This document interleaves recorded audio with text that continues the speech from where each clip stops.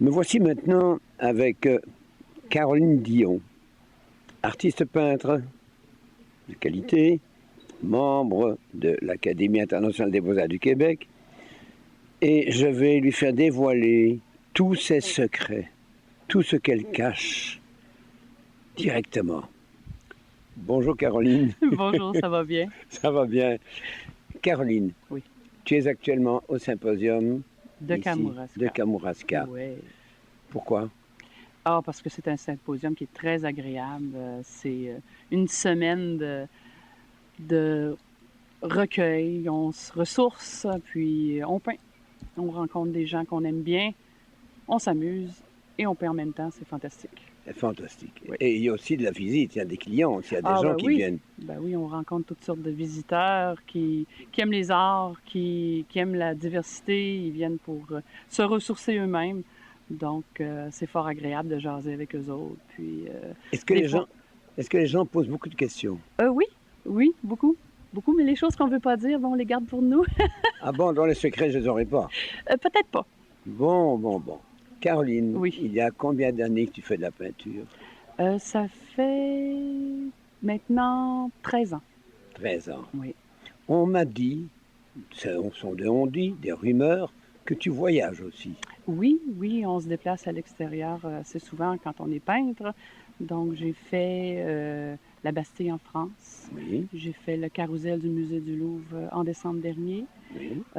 Puis la Suisse, je suis allée à Toronto. Des fois, on est un petit peu plus près de Toronto. Puis l'année prochaine, ça va être l'Alberta, Edmonton, qui s'en vient.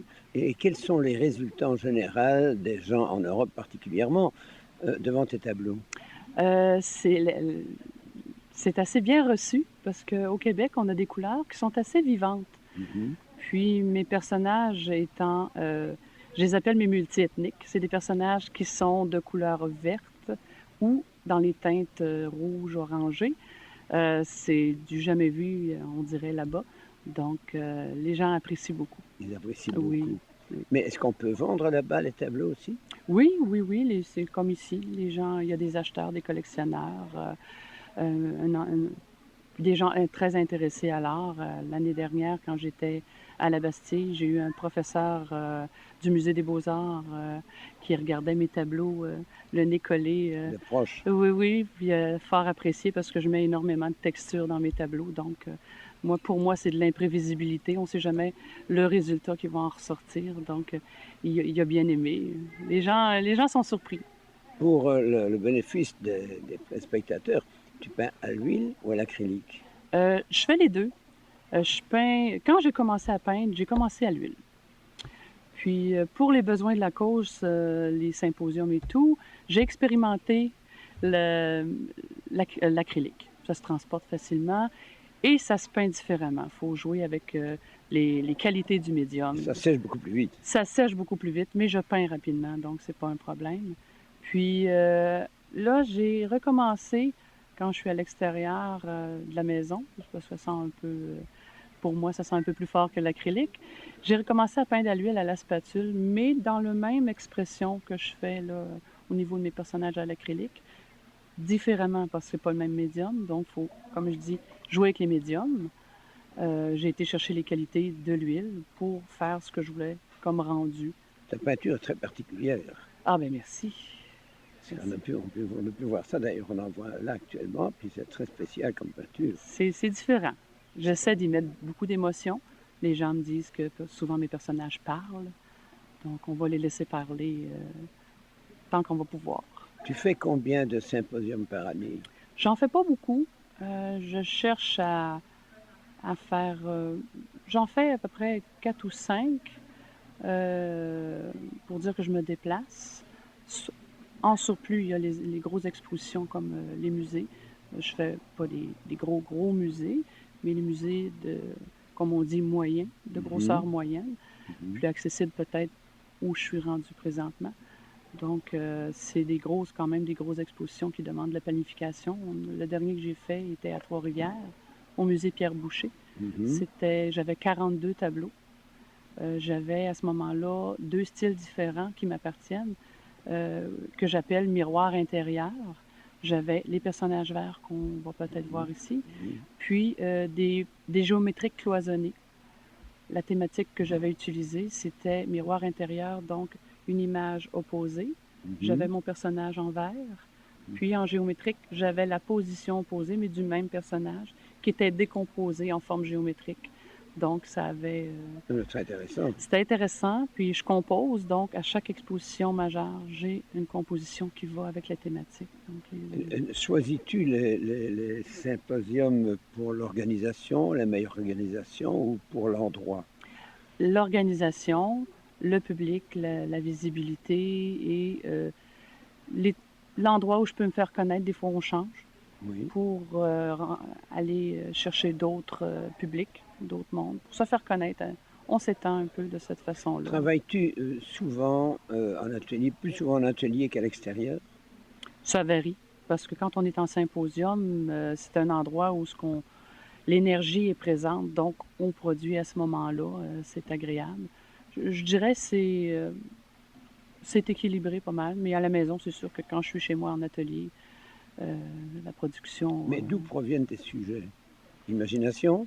L'imagination, j'ai des modèles. Des fois, j'accroche les gens sur la rue ou dans des expositions où je suis. Si je capte quelque chose qui dégage, je lui demande la permission de les photographier. Des fois, c'est assez... des situations assez humoristiques. Puis j'ai déjà même eu une gardienne de sécurité qui était assez sévère. Puis les dernières photos sont excellentes puisqu'elle s'est mise à l'aise. On s'est mis à rire. Puis les photos sont très, très belles. C'est des sujets que je garde. Tu gardes particulièrement. Oui, je dois avoir la permission des gens qui... Oui, parce qu'il y a des lois, il y a des lois aujourd'hui à ce sujet. Tu ne peux pas photographier quelqu'un ou tu ne peux pas exposer quelqu'un ou peindre quelqu'un sans son autorisation. C'est ça, c'est ça. Ça fait certain.